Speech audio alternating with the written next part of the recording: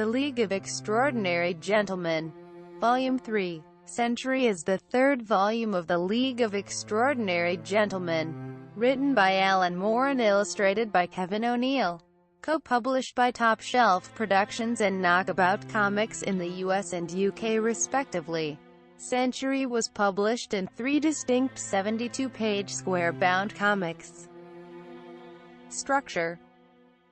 The third volume of The League of Extraordinary Gentlemen is a 216-page epic spanning almost 100 years and entitled Century, divided into 3 72-page chapters, each a self-contained narrative to avoid frustrating cliffhanger delays between episodes. It takes place in 3 distinct eras, building to an apocalyptic conclusion occurring in the present 21st century. The characters and themes thread through all 3 episodes, in which the characters of Mina Harker, Alan Quatermain and Orlando feature prominently, alongside W. Somerset Maughams, Aleister Crowley, Analog Oliver Haddo and Ian Sinclair's London-bound time traveler Andrew Norton. From Slow Chocolate Autopsy, Moore has stated that the move from DC Comics, Wildstorm, America's Best Comics has been liberating, and that the work on Century is as if we feel freed from the conventions of boys' adventure comics, allowing for a work that is a lot more atmospheric, building slowly to a tremendously bloody climax. Quote, Chapter 1. What Keeps Mankind Alive? The story begins in 1910, 12 years after the first and second volumes. On Lincoln Island, the dying Captain Nemo asks his estranged teenage daughter, Yanni Dacker, to become the new captain of the Nautilus after his death. But she refuses and leaves his side. She stows away on a passing ship, which sails to London, and taking the name Jenny Diver, she gets a job at a wharfside hotel.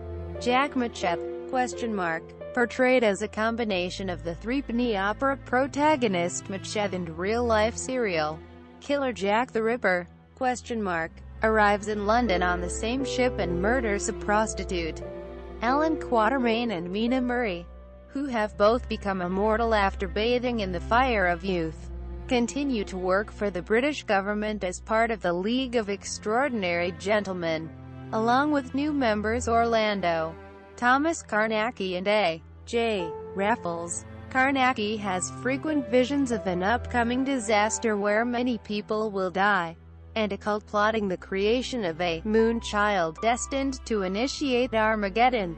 He recognizes one of the men in his visions as paranormal detective Simon IFF, and the League go to a gentleman's club Carnacki and IFF regularly attend to learn more about him. One of the club's members, Zanon, reveals IFF was an associate of Oliver Haddo, an occultist who died in 1908 but whose cult remains active. Mina and Alan later discuss the situation with Mycroft Holmes, the head of British intelligence, who advises them to investigate the Haddo cult's headquarters near King's Cross railway station and suggests Machep, whom British intelligence knows is Jack the Ripper, will be responsible for the deaths Carnacki foresaw. At King's Cross, Mina and Raffles meet time traveler Andrew Norton, but he offers little help and speaks almost entirely in riddles referencing events in the far future, such as the July 7th bombings and the 2003 Iraq War. As he disappears to another time, Norton promises Mina they will meet again in 1969. Meanwhile, Orlando, Alan and Carnacki break into the Haddo cult's headquarters, but are caught by the leader Carswell Trelawney. When they confront the cult about their plans, Trelawney claims what Carnacki has been seeing is either inaccurate, or a future event yet to happen. But Carnacki inadvertently gives him a crucial piece of information by mentioning the name of a woman who has yet to join the cult. Elsewhere, Yanni is mistreated by the staff and guests of the hotel, but when Ishmael appears with news of Nemo's death, she still refuses to join the Nautilus crew and demands he leave. That evening, Yanni is raped by a group of drunk men, and is later aided to her room by Suki Tawdry, another character from the Threepenny Opera. Distraught and eager for revenge, she decides to fulfill Nemo's dying wishes and fires a flare to summon the Nautilus, which is docked nearby. The next day, Mchev is brought to the gallows to be hanged without trial. As Mycroft is worried a trial might reveal the involvement of the 14th Earl of Gurney, the protagonist of the 1968 play The Ruling Class, in the original Ripper Murders and Pazza Scandal. As Mchev sings his final plea from the gallows, the Nautilus, now painted black and with Nemo's skull nailed to the forecastle, emerges from the Thames and destroys every building on the waterfront. The crew descend to loot and murder while Yanni, accepting the role of captain, orders them to kill the men who raped her. Mycroft receives news of the Nautilus attacking the London docks, as well as a letter from the Earl of Gurney confessing to all the Ripper crimes. So he orders for Mchev to be freed without charge and sends the League to the docks. When they arrive, Orlando fends off the pirates with Excalibur, and amidst the chaos Mina runs into Yanni, who recognizes her from her previous visit to Lincoln Island in 1898. As the Nautilus departs, Yanni invites Mina to join the crew should she ever decide to forsake government work. Mina berates the League for their reckless actions, and as they leave the ruined docks, Mchev and Suki sing an altered version of What Keeps Mankind Alive, mocking the League for their failures. Chapter 2. Painted Black. In 1969, around 11 years after the events of the League of Extraordinary Gentlemen, the Black Dossier, members of Oliver Haddo's cult murder Basil Thomas, a member of the rock band Purple Orchestra.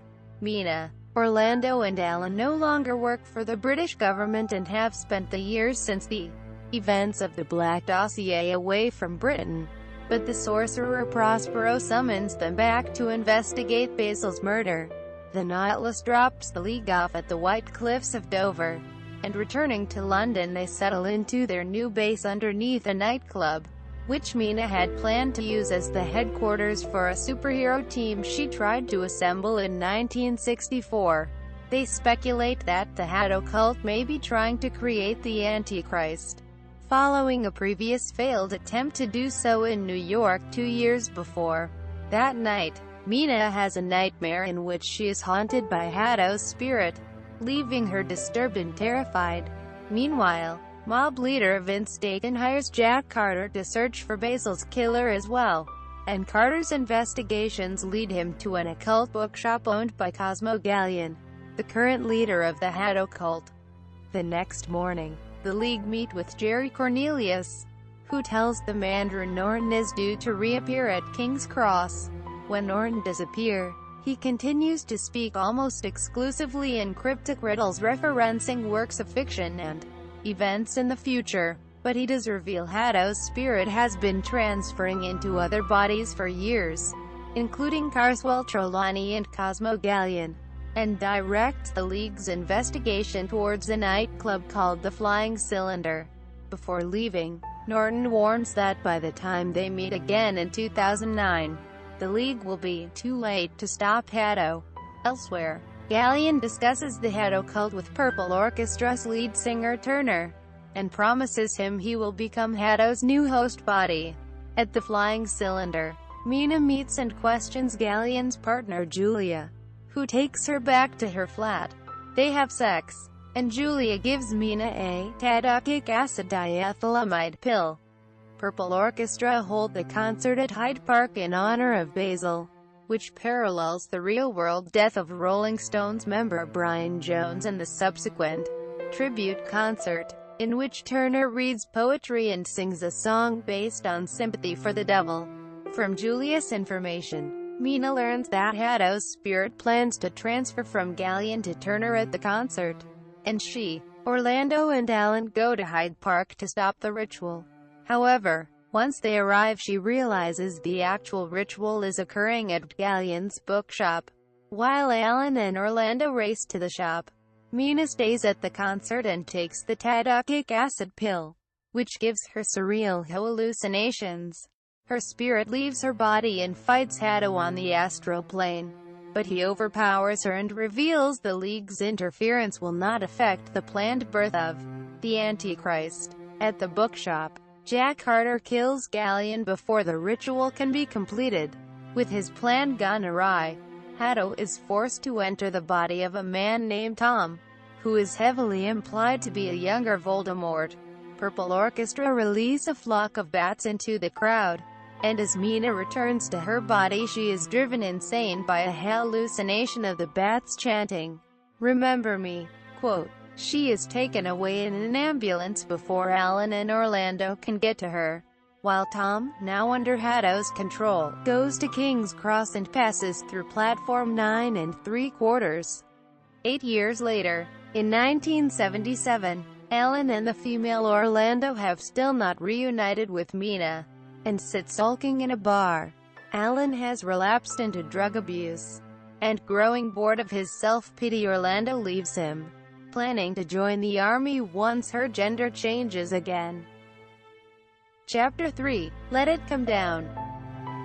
In 2009, the male Orlando is serving in the British Army and stationed in QMAR.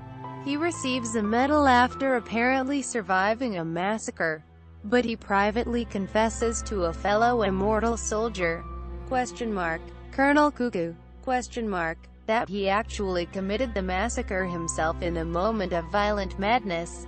Returning home to London, which has become a dystopia rife with poverty and depression, Orlando's gender switches to female. Prospero, outraged by the League's continuous failure to stop Oliver Hato, appears and reveals the Antichrist has already been born. Therefore the League only have a limited time to prevent Armageddon. In desperation, Orlando approaches the elderly Emma Knight, the current head of MI5, and offers her the secret to immortality in exchange for help finding Mina. After speaking with Knight, she is briefly reunited with Alan, who has become a homeless drug addict, but he panics and flees before she can talk to him. Mina is staying in a psychiatric hospital ran by the descendants of Rosacute, where she is medicated on strong sedatives. Orlando retrieves her from the hospital and takes her off the drugs. And as Mina's memories return, she remembers they are due another meeting with Andrew Norton. They try to convince Alan to help them, but he refuses and claims he no longer wants to live a heroic life. When Norton reappears at King's Cross, he guides Mina and Orlando through the hidden platform 9 3/4, where they find the wreckage of the Hogwarts Express full of decaying corpses. He explains the train is operated magically and its track leads to the school the Antichrist came from, but he himself is unable to join them. The train travels across Britain's underlying dream realm and stops at the ruins of Hogwarts School, which is not openly named in the story. As Mina and Orlando search the ruins, flashbacks show the events leading up to the school's destruction. As a baby, the Antichrist, who is heavily implied to be Harry Potter but never referred to by name, was scarred with the mark of the beast on his forehead. And throughout the child's adolescence, Oliver Hato tried to manipulate him into accepting his destiny by staging a series of adventures set in the school and portraying a nemesis for him to fight. However, the revelation of his true destiny drove the Antichrist insane and he went on a destructive rampage, destroying the school and killing all the staff and pupils. When Mina and Orlando return to London, Prospero urges them to confront the Antichrist and use Excalibur to signal for reinforcements. Meanwhile, Alan buys a gun and prepares to commit suicide, but ultimately decides not to. The Antichrist is hiding in an invisible house, where he angrily rants at Hato's severed head, which is still alive. When Mina and Orlando arrive to confront him, he emerges as a giant covered in ice and begins to trigger the end of the world. As Orlando battles him, Excalibur reacts by summoning a light in the sky, which is seen by everyone in the world. Out at sea, arch-terrorist Jack Nemo, the great-grandson of the original Captain Nemo, sees the light. and deciding to abandon his terrorist actions in Pakistan. He orders his crew to return to Lincoln Island, where a new Nautilus is being constructed. Back in London, Alan arrives to help Mina in Orlando, shooting the Antichrist with a futuristic weapon. However, the Antichrist is unaffected by the blast and shoots a bolt of magical lightning from his penis, which kills Alan. An enigmatic woman resembling Mary Poppins descends from the sky and destroys the Antichrist by transforming him into a chalk drawing on the road, which washes away in the rain. Hatto's head states Armageddon will still happen, but now Mina is destined to initiate it. However, before he can explain further, the woman takes him and descends back into the sky. Emma Knight arrives, accompanied by two women who have left MI5, as she has now. They escort Mina and Orlando to Africa, where Alan's body is buried in an existing grave dating back to when he originally faked his death in 1885. As they depart for the Fire of Youth, Knight inquires how an immortal is able to cope with eternal life, and Mina simply tells her one has to keep on living. Minions of the Moon. Each chapter of Century is accompanied by an episode of a text story entitled Minions of the Moon, written in the style of a 1960s new wave science fiction story. Moore writes as John Thomas, and in the style of John Thomas Sladek. Chapter 1, Into the Limbus. The first segment, Love Amongst the Troglodytes, is set in Africa in 1236 BC. It details how Orlando, as a young woman named Bio, first became immortal by bathing in the fire of youth, and the time she spent with a tribe of primitive immortals who live around the fire. One immortal showed her the remains of a mysterious black object, a monolith from 2001, A Space Odyssey. The second segment, In the Wake of the Black Nautilus, is set a few hours after the Nautilus attack on East London in 1910.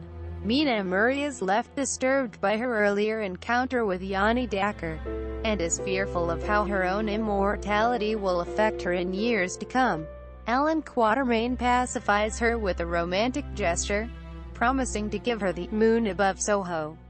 The next three segments are all set in 1964. Her long, adorable lashes shows Alan in a sexual relationship with the female Orlando, and reveals Orlando to be the true identity of O. The protagonist of Pauline Reages The Story of O. Requiem for a Space Wizard begins the main story, and shows superhero Captain Universe giving his ally, Vool the Invisible, a tour of his newly acquired headquarters. All of the while he privately speculates what sort of person Vool is beneath his invisibility. But when Vool leaves the headquarters, he removes his invisibility helmet, revealing himself to be Mina in disguise. Incoming forth by day, Mina, the alien, Gallywag, and his two Dutch dolls are summoned to the Blazing World, where Prospero sets them the task of going to the moon and stopping a civil war between two lunar races. They travel to the moon in an airship called the Rose of Nowhere, and during the journey Mina and the Gallywag see the corpse of Professor Moriarty, still clutching the Cavorite engine from the first volume and frozen in a block of ice in orbit around Earth. Chapter 2, The Distance from Tranquility. The first segment, Escape from Nowhere, is set in outer space in 1896, and shows the Gallywag escaping from a spaceship run by pink-skinned aliens, where he was kept as a slave for many years. The second segment, Glass Shirts and Goosebones, is set in 1964 and continues the story of Mina and the Gallywag's lunar journey. Arriving on the moon's surface, Mina finds several strange objects from different time periods, including an Anglo-Saxon crown and an Elizabethan doll, and suspects they may have landed on the limbus of the moon, where lost things accumulate. Babes in Toyland continues from Escape from Nowhere, as the Gallywag's escape pod flies to Earth and crashes in the Arctic Circle, where he is found by Frankenstein's monster. He is nursed back to health in Toyland, a settlement inhabited by sentient, toy-like automatons, and is accepted into their community. The monster, who rules Toyland alongside his automaton wife Olympia, gives the two Dutch dolls to the Gallywag as companions. A Long Way from Baltimore continues from Glass Shirts and Goosebones. Under cover of invisibility, Mina spies on an American lunar base, where the astronauts speculate and argue about the origins of a colony of giant ants which have been attacking them. In Skulls and Amazons, the Gallywag pilots the Rose of Nowhere across the moon's surface, observing the behavior of the giant ants and finding a vast field of human skulls. In the sixth and final segment, Give Me the Moonlight, Give Me the Girls, the crew reunite with Mina and show her the various alien species they have seen, including the clangers and their soup dragon. They discover a citadel populated by naked warrior women called Myrmidons, who explain that a plague starting in 1901 killed their entire male population, and the skulls are of their deceased. To keep their race alive, the women harvest sperm cells from the frozen body of a human man, whom Mina recognizes as Professor Selwyn Cavor. Chapter 3, Saviors. The first segment, A Cricket Cap of Thorns, is set in 1901. Shortly after the events of H.G. Wells' The First Men in the Moon. Stranded on the moon and confronted by several Selenites, the giant ants from the previous chapter, Professor Cavor kills himself by stepping out of the moon's atmosphere. The Selenites come to worship his frozen corpse as a deity. The remaining 5 segments are set in 1964 and conclude the main story. A harsh mistress reveals the war Mina and the Gallywag were sent to prevent began when the Myrmidons stole Cavor's body from the Selenites. And as they prepare for battle, the Myrmidon leader Mazza mounts a reptilian steed called a Nakar, and mentions the presence of a celestial being who observes everything the Myrmidons do. In Moonbeams, Home in a Jar, 3 astronauts in the American lunar base see the Myrmidon army riding Nakars and charging into battle against the Selenites. But they decide not to report it to base command because they are growing cannabis inside the base, and fear the repercussions of their secret being discovered. In a moonlight flit, the Rose of Nowhere hovers over the battlefield, and the Dutch dolls distract the Selenites by suspending Cavor's body from a rope, hastily devising a plan to end the war. Mina threatens to kill Mazza unless she follows her demands. In A Sea of Crises, Mazza orders the Myrmidon army to cease their attack and announces they will return Cavor to the Selenites, because an alternative sperm source has been found. The Rose of Nowhere crew retrieve Professor Moriarty's corpse from its orbit around Earth and bring it to the moon. The story concludes with the sins of the father, in which the Myrmidons extract intact sperm cells from Moriarty and successfully fertilize donated egg cells. Mazza thanks the crew for their help in saving her race and rewards them with a banquet. But as they celebrate, Mina privately regrets this solution and dreads the possible future repercussions. Release and reception. The 3 volumes of the graphic novel were scheduled to be released in April, May for 3 successive years from 2009 to 2011. 1910 was released in April 2009.